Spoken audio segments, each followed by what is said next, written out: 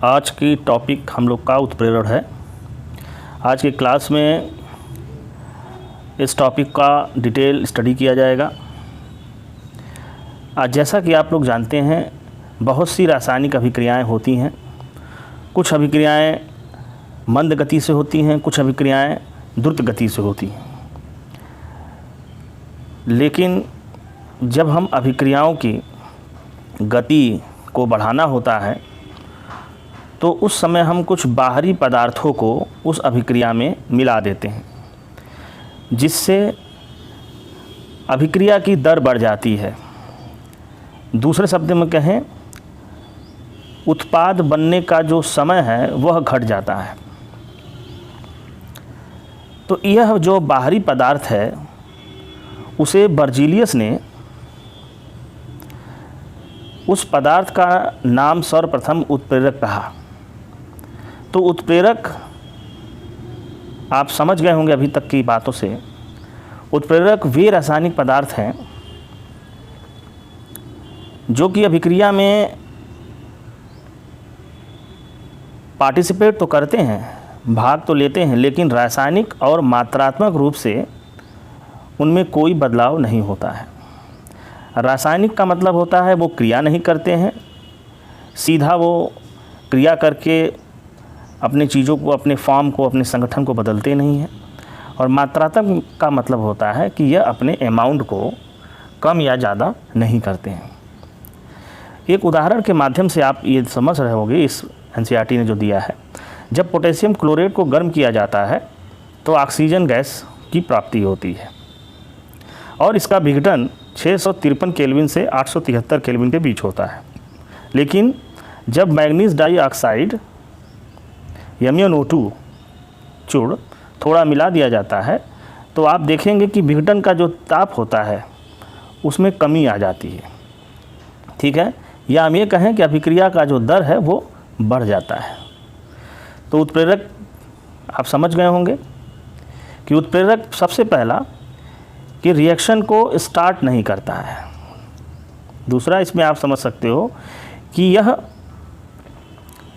अपने मात्रा को, अपने अमाउंट को, अपने संगठन को पूरी अभिक्रिया समाप्ति के बाद नहीं बदलता है। तीसरी बात, यदि अभिक्रिया उत्क्रमणीय है तो यह न तो फॉरवर्ड डायरेक्शन को तेज करेगा और न ही बैकवर्ड डायरेक्शन को, या हम ये कहें साम्य पर इसका कोई प्रभाव नहीं पड़ता है। ठीक है, तो आप कुछ जो महत्वपूर्ण पॉइंट है मैंने अभी डिस्कस किया, आप इसको कॉपी में लिखते रहेंगे। और उत्प्रेरण की यह जो घटना है जिसमें ये अभिक्रियाओं के वेग को बढ़ा देता है, इस घटना को हम उत्प्रेरण कहते हैं। ठीक है, अब आप समझ रहे होंगे कि उत्प्रेरण जो बेसिक जो उसका वर्क होता है कि अभिक्रियाओं के वेग को बढ़ाना।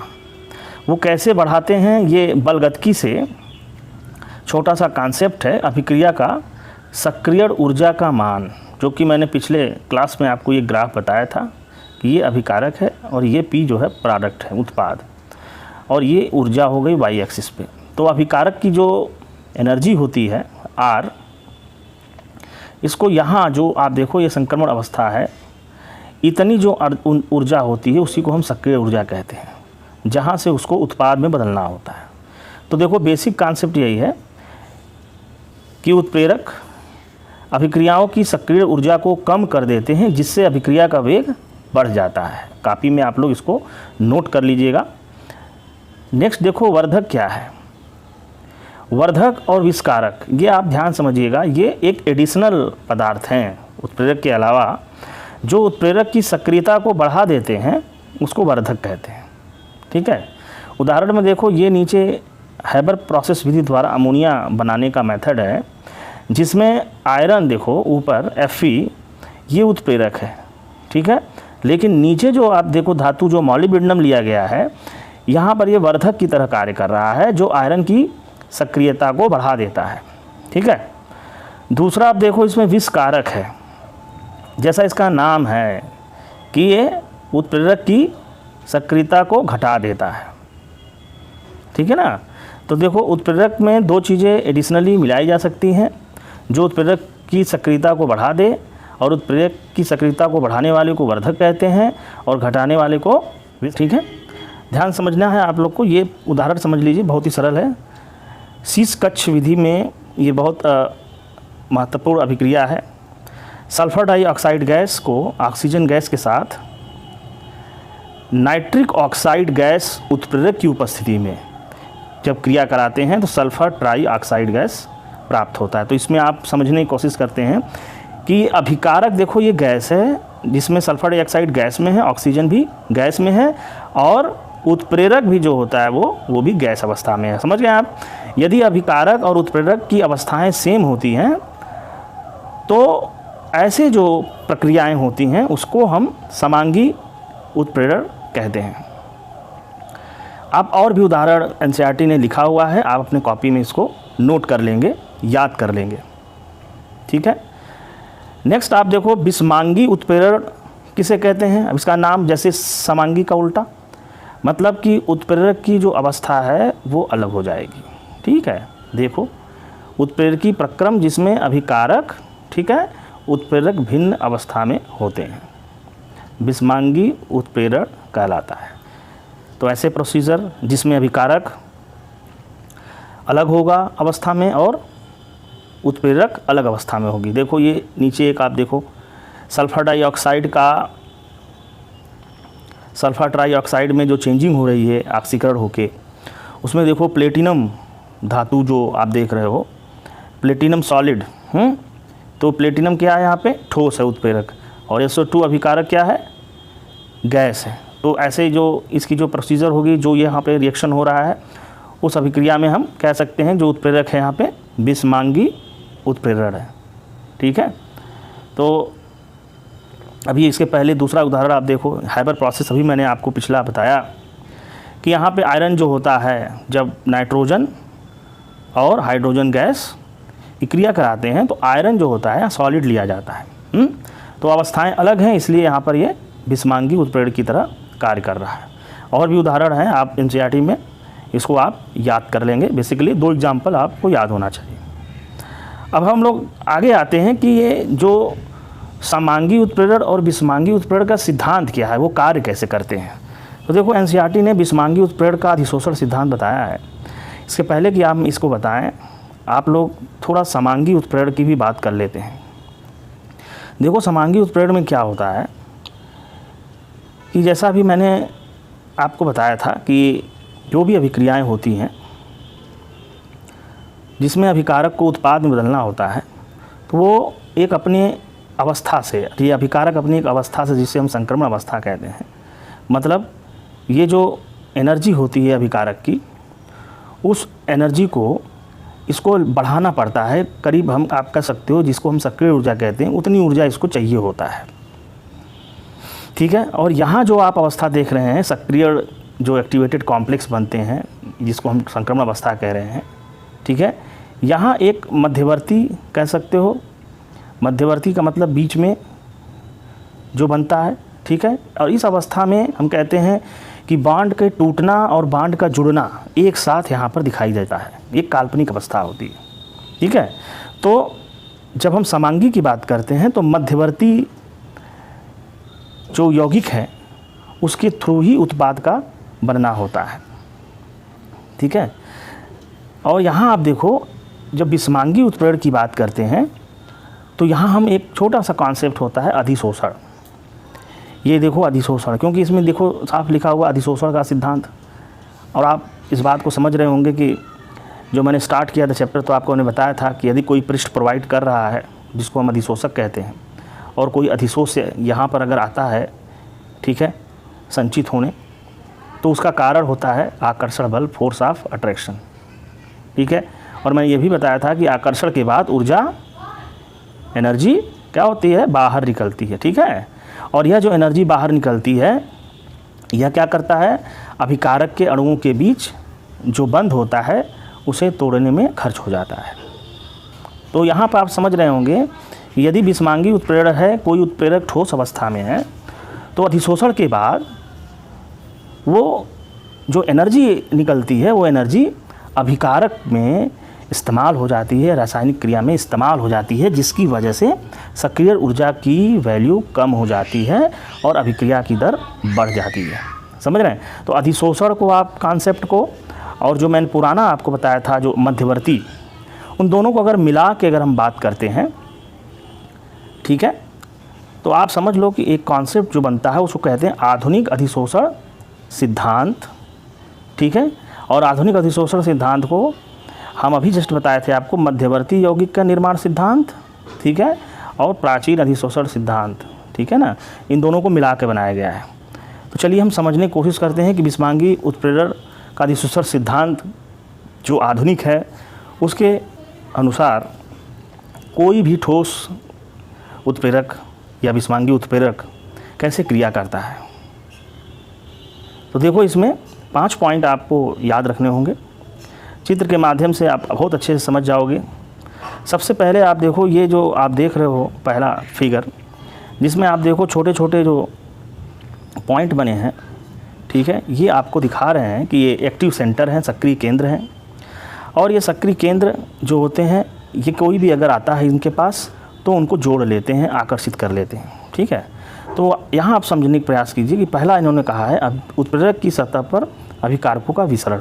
तो अभिकारक देखो यहाँ आता है, ठीक है, ये पहला स्टेप यही है।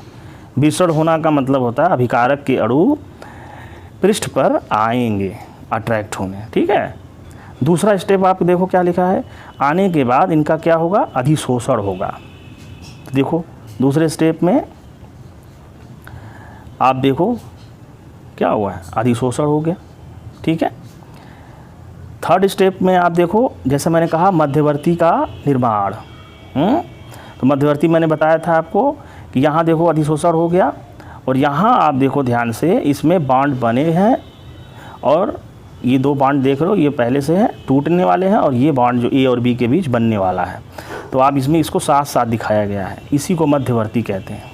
ठीक है, और नेक्स्ट आप देखो जो तीसरा होता है चौथा, कि जैसे ही आप मध्यवर्ती बनेगा इसका विशोषण हो जाएगा। देखो अणु का विशोषण हो जाएगा, ए और बी जो होते हैं वो निकल जाएंगे और फिर से उत्प्रेरक का जो भी सक्रिय केंद्र होता है वो खाली हो जाता है, जिससे अगला जो अभिकारक के अणु हैं अब वो आएंगे उत्पाद बनाने।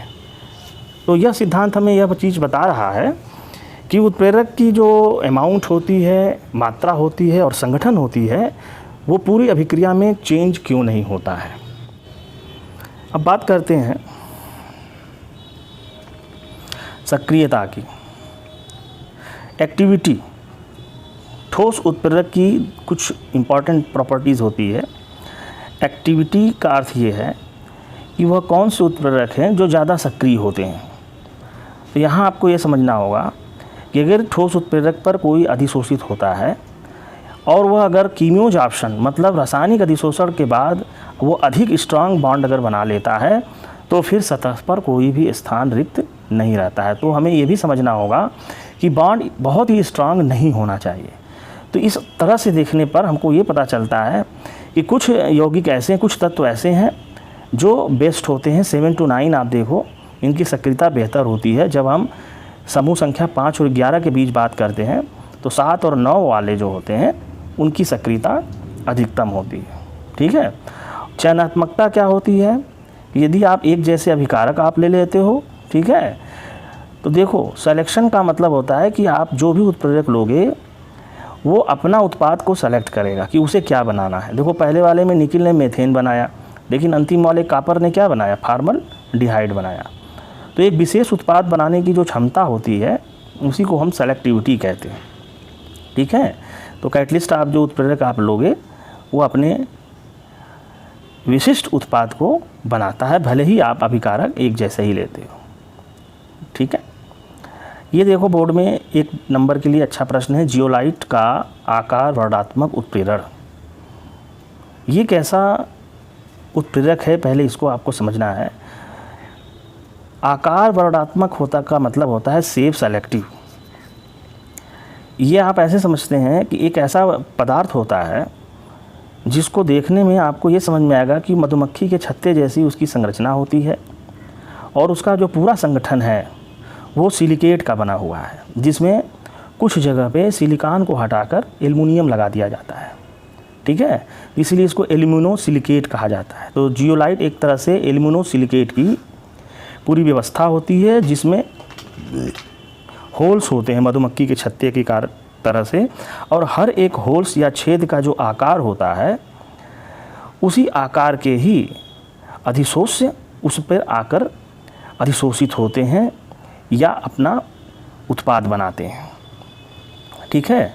इसीलिए इनको हम आकार वर्णात्मक उत्प्रेरक कहते हैं, क्योंकि ये जो साइज होती है इनके कोटरों की, वह उसी अभिकारक के अणुओं को अधिशोषित करेगा जिनसे इनकी साइज मैच करती है, न तो छोटा और न ही बड़ा। तो आप देखो इसमें उदाहरण भी है एक जियोलाइट का JSM-5, इसको आप याद रख लेंगे। ये पेट्रोलियम इंडस्ट्री में इस्तेमाल होता है और एल्कोहल के निर्जलीकरण के द्वारा इससे हम पेट्रोल बनाते हैं, ठीक है। तो अभी तक हम लोगों ने आपको केमिकल कैटलिस्ट की बात किया है, और केमिकल कैटलिस्ट में भी समांगी और विषमांगी उत्प्रेरक की बात किया मैंने, और उसकी जो क्रियाविधि है अधिशोषण सिद्धांत आधुनिक, उस पर आधार पे आप लोग को अभी मैंने बताया। अब आप देखो ये बायोलॉजिकल जो कैटलिस्ट है, एंजाइम उत्प्रेरक, ये क्या होता है। ये बहुत ही सरल चीज़ें हैं जो आप समझ रहे होंगे कि ये नाइट्रोजन कार्बनिक यौगिक होते हैं और ये प्रोटीन होता है, ठीक है, और ये जीवित सिस्टम में जो लिविंग सिस्टम होते हैं उसमें पाया जाता है, ठीक है। और अगर क्योंकि ये भी वही काम करता है जो साधारण कैटलिस्ट काम करता है जो प्रयोगशाला में, और ये कैटलिस्ट ये क्या करता है, हम लोग के बॉडी के अंदर जो लिविंग सिस्टम है उसको वो क्रिया करता है, उसमें वो यूज़ होता है, इसीलिए जैव रासायनिक उत्प्रेरक इसको कहा जाता है। तो जैव रासायनिक उत्प्रेरक जो होता है, सबसे पहले जो एंजाइम है वो प्रयोगशाला में 1969 में बनाया गया है, ठीक है। तो आइए हम लोग कुछ उदाहरण के साथ समझते हैं इसको। देखो इसमें कुछ एग्जाम्पल से आप इसको याद कर सकते हो। इन्वर्टेज, ये एंजाइम सुक्रोज को ग्लूकोज और फ्रक्टोज में बदलता है। जाइमेज, यह एंजाइम ग्लूकोज को एथिल अल्कोहल और कार्बन डाइऑक्साइड में बदलता है। डायस्टेज, यह एंजाइम स्टार्च को माल्टोज में बदलता है। इसी तरह से आप देख सकते हो दूध को दही में बदलने वाला जो एंजाइम है लैक्टोबैसिलस है।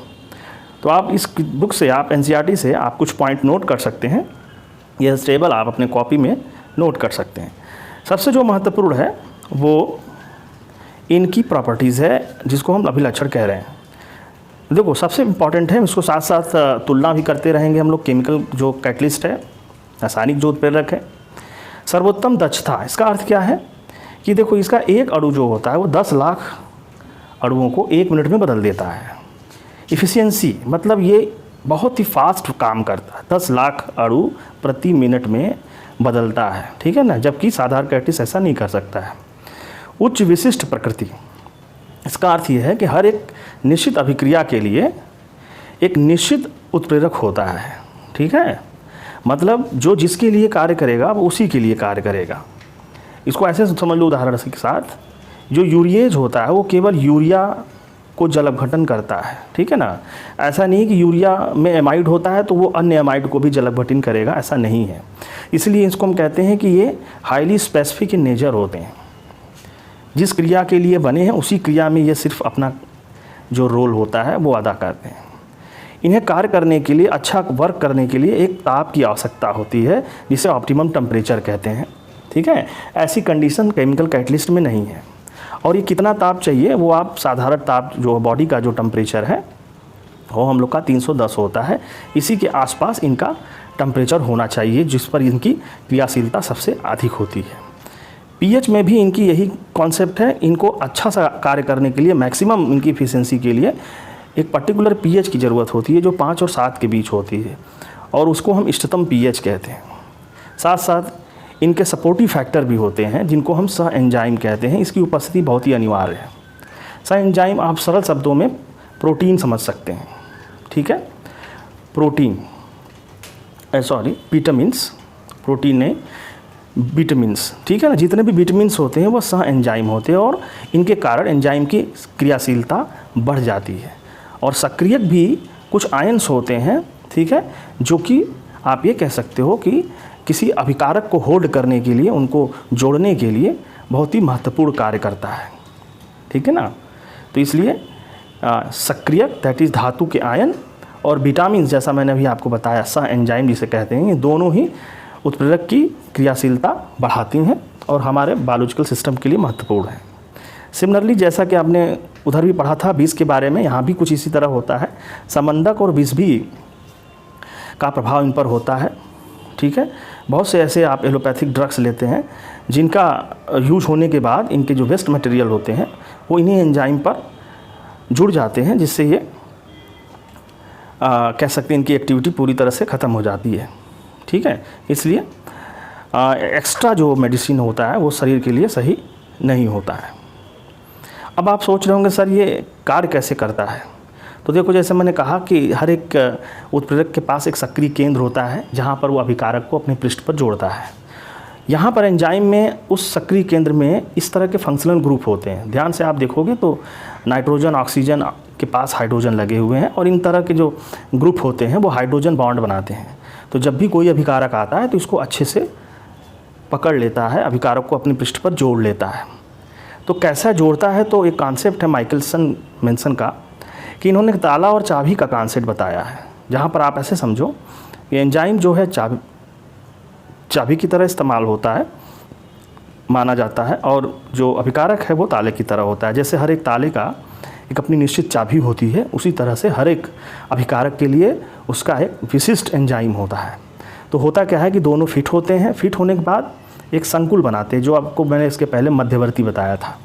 ठीक है। संकुल बनाने के बाद फिर ये एंजाइम अलग हो जाता है और देखो उत्पाद बन जाते हैं। लिखने के लिए आप ऐसे पद 1 लिख सकते हैं, E+S एंजाइम प्लस सबस्ट्रेट अभिकारक, ES मतलब हो गया संकुल, और ES फिर क्या होता है, टूट जाता है, किसमें, एंजाइम अलग और उत्पाद अलग हो जाता है। तो इस तरह से आज के क्लास में आप लोगों ने उत्प्रेरक के प्रकार आपने देखा और उत्प्रेरक की दो जो वैरायटीज़ हैं, केमिकल कैटलिस्ट और बायोलॉजिकल कैटलिस्ट, दोनों में डिफरेंस पड़ा है। और ये जो टेबल्स है इसको भी आप लोग इंडस्ट्रियल कुछ कैटलिस्ट है उसको आप लोग अपने कॉपी में नोट्स कर लेंगे। ठीक है। जिसका डिस्कशन मैंने अभी पिछले टॉपिक में किया है। नेक्स्ट क्लास में नेक्स्ट